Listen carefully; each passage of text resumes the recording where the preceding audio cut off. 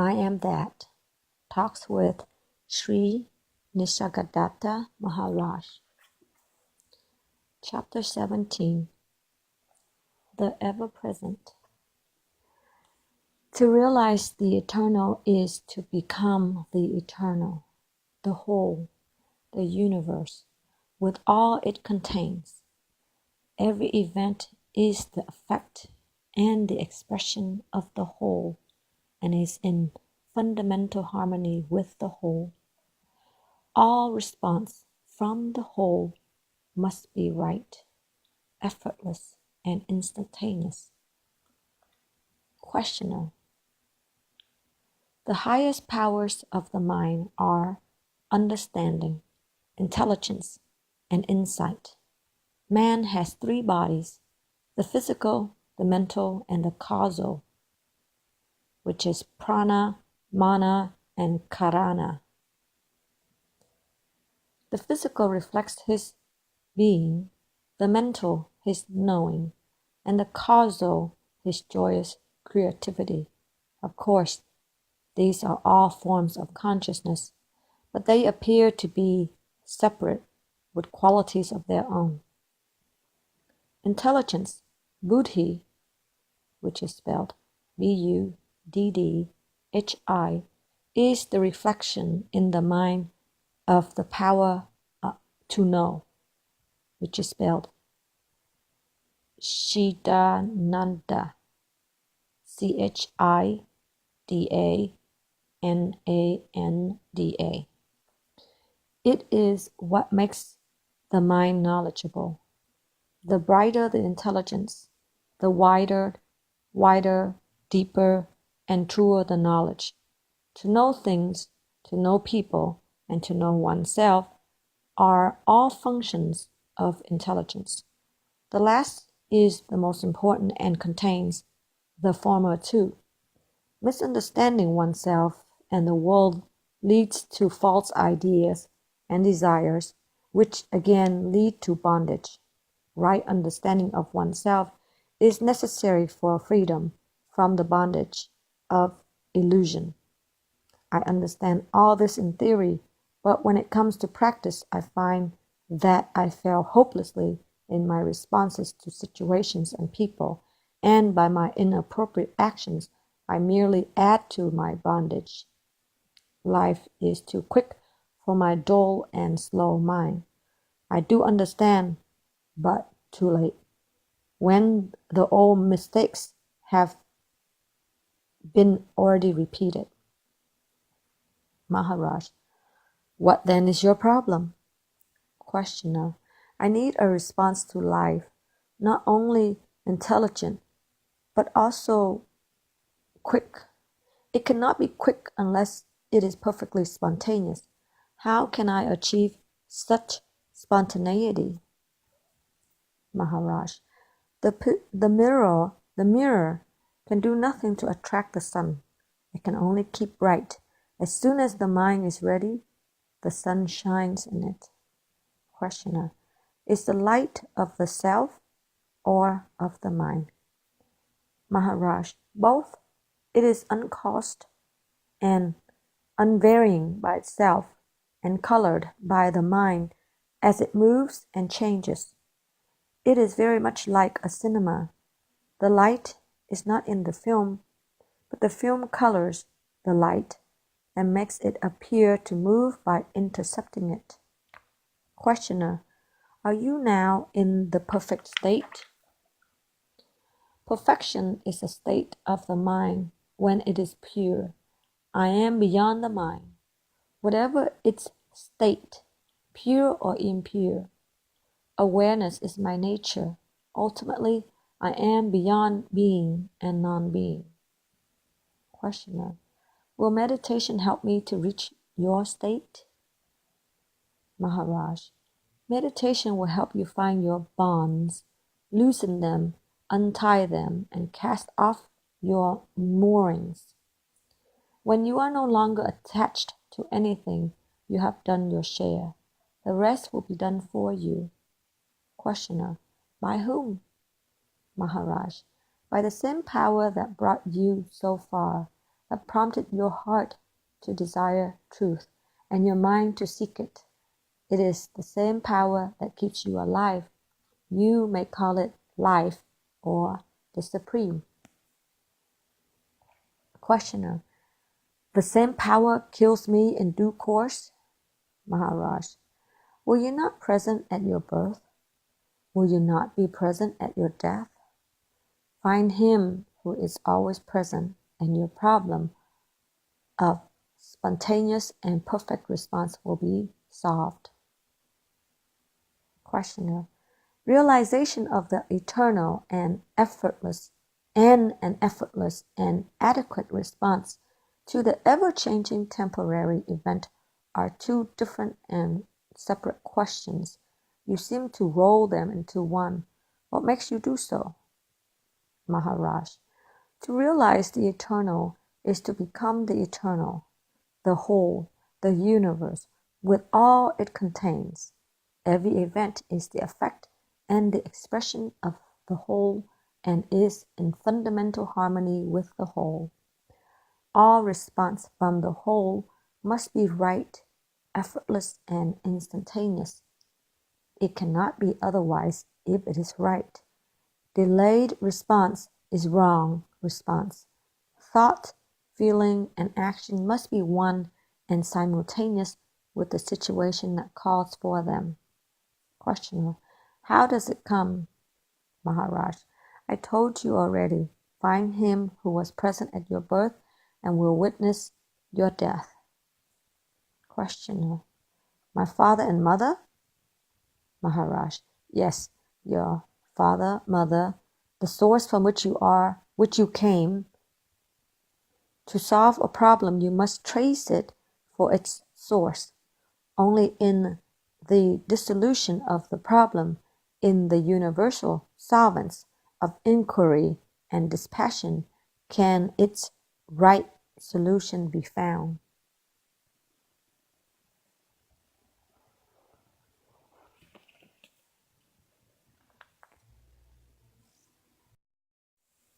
I Am That.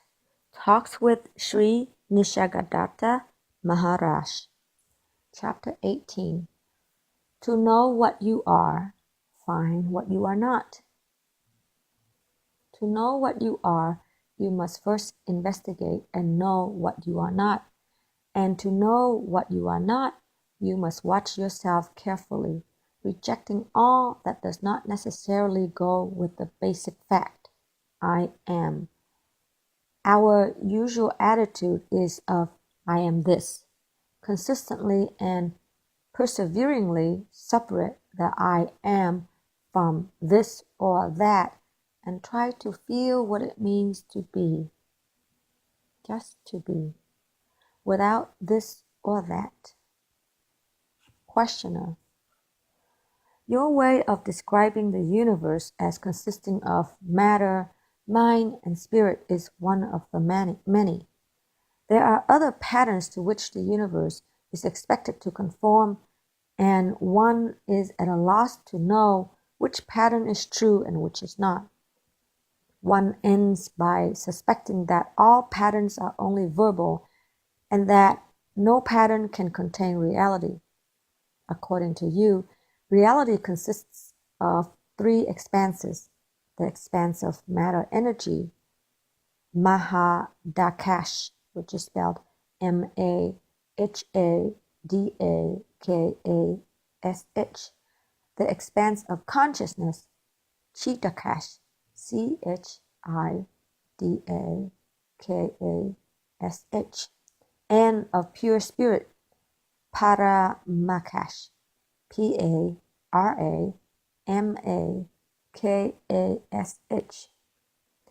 The first is something that has both movement and inertia. That one we receive. We also know that we perceive. We are conscious and also aware of being conscious. Thus, we have two: matter, energy, and consciousness. Matter seems to be in space while energy is always in time, being connected with change and measured by the rate of change. Consciousness seems to be somehow here and now in a single point of time and space, but you seem to suggest that consciousness too is universal, which makes it timeless, spaceless, and impersonal. I can somehow understand that there is no contradiction between the timeless and spaceless and the here and now, but impersonal consciousness I cannot fathom. To me, consciousness is always focalized, centered, and individualized in a person. You seem to say that there can be perceiving without a perceiver, knowing without a knower, loving without a lover, acting without an actor. I feel that the trinity of knowing, knower, and known can be seen in every movement of life. Consciousness implies a conscious being, an object of consciousness, and the fact of being conscious. That which is conscious I call a person. A person lives in the world, is a part of it, affects it, and is affected by it. Maharaj, why don't you inquire how real the world and the person are? Questioner, oh no, I need not inquire. Enough if the person is not less real than the world in which the person exists. Maharaj, then what is the question? Questioner, are persons real and universals conceptual, or are universals real and persons imaginary? Maharaj, neither is real. Questioner, surely I am real enough to merit your reply, and I am a person.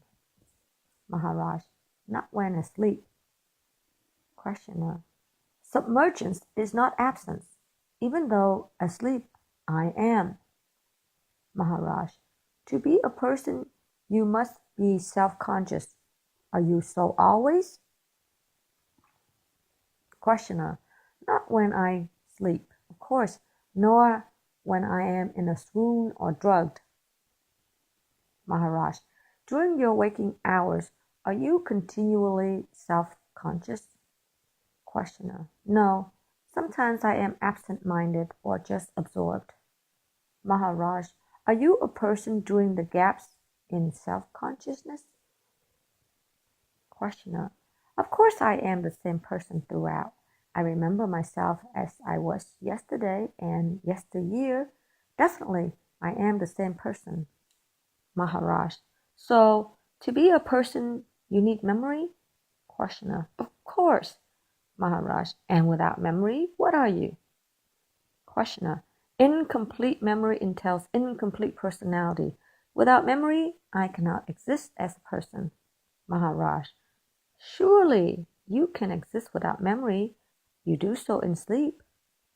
Questioner, only in the sense of remaining alive, not as a person.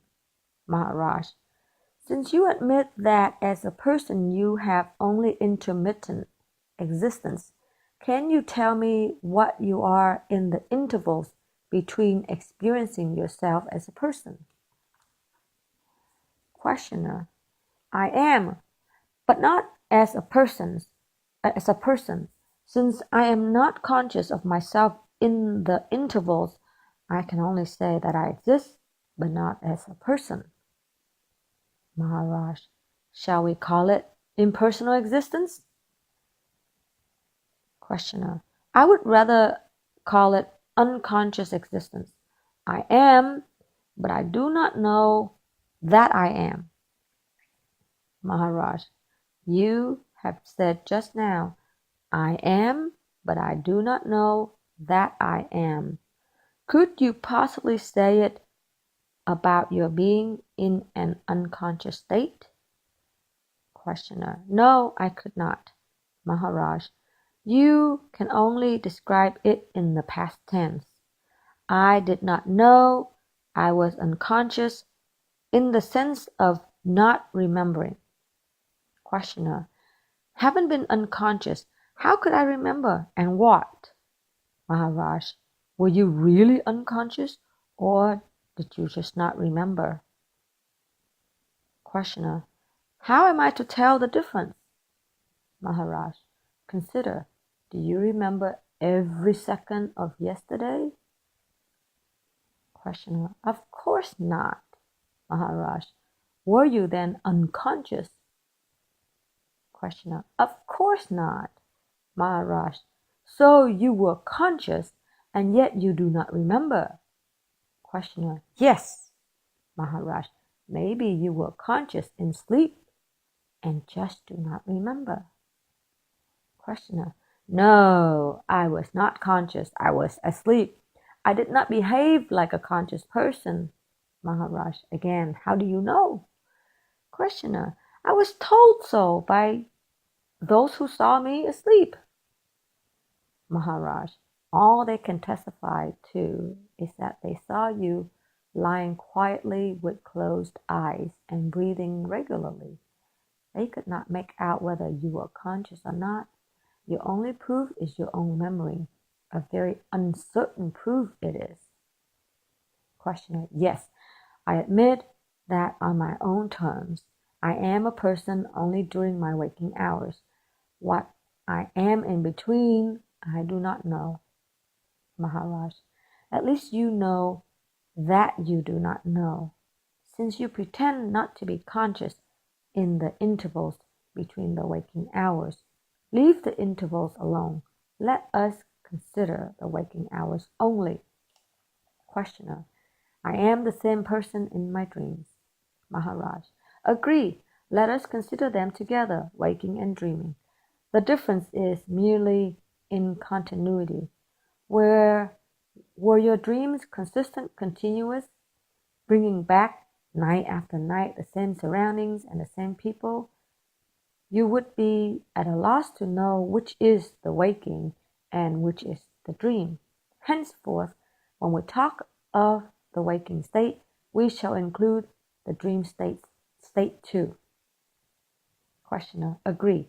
I am a person in conscious relation with a wall. Maharaj: are the wall and the conscious relation with it essential to your being a person? Questioner: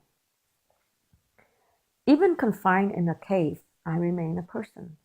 Maharaj: it implies a body in a cave and a world in which they can exist. Questioner: yes, I see. The world and the consciousness of the world are essential to my experience as a person.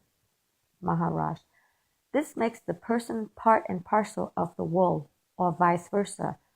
The two are one. Questioner: consciousness stands alone. The person and the world appear in consciousness. Maharaj: you said appear. Could you add disappear? Questioner: no, I cannot. I can only be aware of mine and my world's appearance. As a person, I cannot say the world is not. Without a world, I would not be there to say it. Because there is a world, I am here to say there is a world. Maharaj: maybe it is the other way around. Because of you, there is a world. Questioner: to me, such a statement appears meaningless. Maharaj: its meaninglessness may disappear on investigation. Questioner: where do we begin? Maharaj: all I know is that whatever depends is not real. The real is truly independent. Since the existence of the person depends on the existence of the world, and it is circumscribed and defined by the world, it cannot be real. Questioner: it cannot be a dream, surely. Maharaj: even a dream has existence when it is cognized and enjoyed or endured. Whatever you think and feel has been, but it may not be what you take it to be. What you think to be a person may be something quite different. Questioner. I am what I know myself to be. Maharaj. You cannot possibly say that you are what you think yourself to be.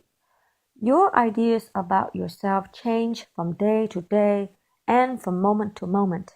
Your self-image is the most changeable thing you have. It is utterly vulnerable at the mercy of a passerby.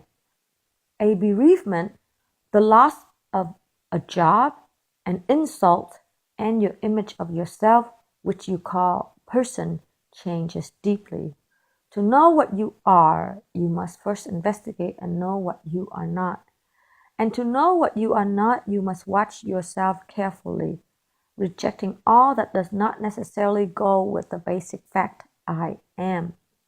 The ideas I am born at a given place, at a given time, from my parents, and now I am so and so, living at, married to, father of, employed by, and so on, are not inherent in the sense of I am. Our usual attitude is of I am this. Consistently and perseveringly separate the I am from this or that and try to feel what it means to be. Just be, without being this or that. All our habits go against it, and the task of fighting them is long and hard sometimes. But clear understanding helps significantly. The more clearly you understand that on the level of the mind, you can be described in negative terms only, the more quickly you will come to the end of your search and realize your limitless being. I am that. Talks with Sri Nisargadatta Maharaj. Chapter 19. Reality lies in objectivity. Your world is illusory as long as it is subjective, and to that extent only. Reality lies in objectivity. Questioner. I am a painter and I earn my painting pictures. I earn by painting pictures. Does this have any value from the spiritual point of view? Maharaj, when you paint, what do you think about? Questioner. When I paint, there is only the painting and myself. Maharaj. What are you doing there? Questioner. I paint. Maharaj. No, you don't. You see the painting going on. You are watching only. All else happens. Questioner. The painting is painting itself, or is there some deeper me or some God who's painting? Maharaj. Consciousness itself is the greatest painter. The entire world is a picture. Questioner. Who painted the picture of the world? Maharaj. The painter is in the picture. Questioner. The picture is in the mind of the painter, and the painter is in the picture, which is in the mind of the painter, who is in the picture. Is not this infinity of states of dimensions observed? The moment we talk of the picture in the mind, which itself is in the picture, we come to an endless succession of witnesses, the higher witnessing the lower. It is like standing between two mirrors and wondering at the crowd. Maharaj. Quite right. You alone and the double mirror are there. Between the two, your forms and names are numberless. Questioner. How do you look at the world? Maharaj. I see a painter painting a picture. The picture I call the world. The painter I call God. I am neither. I do not create, nor am created, nor am I created. I contain all. Nothing contains me. Questioner. When I see a tree, a face, or a sunset, the picture is perfect. When I close my eyes, the image in my mind is faint and hazy. If it is my mind that projects the picture, why do I need to open my eyes to see a lovely flower when, with eyes closed, I can only see it vaguely? Maharaj. It is because your outer eyes are better than your inner eyes. Your mind is all turned outward. As you learn to watch your mental world, you will find it even more colorful and perfect than what the body can provide. Of course, you will need some training, but why are you? You imagine that the picture must come from the painter who actually painted it. All the time you look for origins and causes. Causality is in the mind only. Memory gives the illusion of continuity and repetitiveness. Repetitive, repetitiveness creates the idea of causality. When things repeatedly happen together, we tend to see a causal link between them. It creates a mental habit, but a habit is not a necessity. Questioner. You have just said that the world is made by God. Maharaj. Remember that language is an instrument of the mind. It is made by the mind, for the mind. Once you admit a cause, then God is the ultimate cause and the world the effect. They are different, but not separate. Questioner. People talk of seeing God. Maharaj. When you see the world, you see God. There is no seeing God apart from the world. Beyond the world, to see God is to be God. The light by which you see the world, which is God, is the tiny little spark I am, apparently so small, yet the first and the last in every act of knowing and loving. Questioner. Must I see the world to see God? Maharaj. How else? No world, no God. Questioner. What remains? Maharaj. You remain as pure being. Questioner. And what becomes of the world and of God? Maharaj. Pure being. Avyakta. Avyakta. Questioner. Is it the same as the great expanse? Paramakash. Paramakash.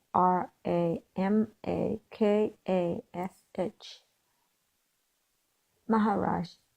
You may call it so. Words do not matter, for they do not reach it. They turn back in utter negation. Questioner. How can I see the world as God? What does it mean to see the world as God? Maharaj. It is like entering a dark room. You see nothing. You may touch, but you do not see. No colors, no outlines. The window opens and the room is flooded with light. Colors and shapes come into being. The window is the giver of light, but not the source of it. The sun is the source. Similarly, matter is like the dark room. Consciousness, the window, flooding matter with sensation and perceptions. And the Supreme is the sun, the source both of matter and light. The window may be closed or open, but the sun shines all the time. It makes all the difference to the room, but none to the sun. Yet all this is secondary to the tiny little thing which is the I am. Without the I am, there is nothing. All knowledge is about the I am.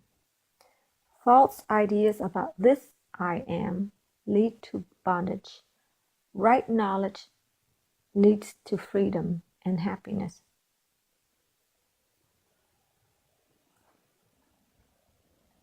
Questioner: is I am and there is the same?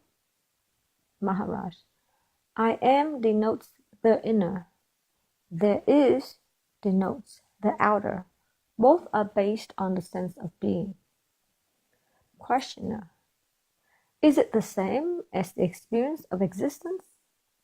Maharaj: to exist means to be something, a thing, a feeling, a thought, an idea. All existence is particular. Only being is universal, in the sense that every being is compatible with every other being. Existences clash being, never. Existence means becoming, change, birth and death, and birth again, while in being there is silent peace. Questioner: if I create the world, why have I made it bad? Maharaj: everyone lives in his own world. Not all the worlds are equally good or bad. Questioner: what determines the difference? Maharaj: the mind that projects the world colors it its own way. When you meet a man, he's a stranger. When you marry him, he becomes your own self. When you quarrel, he becomes your enemy. It is your mind's attitude that determines what he is to you. Questioner: I can see that my world is subjective. Does it also make it illusory? Maharaj: it is illusory as long as it is subjective, and to that extent only. Reality lies in objectivity. Questioner: what does objectivity mean? You said the world is subjective, and now you talk of objectivity. Is not everything subjective? Maharaj: everything is subjective, but the real is objective. Questioner: in what sense? Maharaj: it does not depend on memories and expectations, desires and fears, likes and dislikes. All is seen as it is. Questioner: is it what you call the fourth state? Turiya, Turiya. Maharaj: call it as you like. It is solid, steady, changeless, beginningless, and endless, ever new, ever fresh. Questioner: how is it reached? Maharaj: desirelessness and fearlessness will take you there.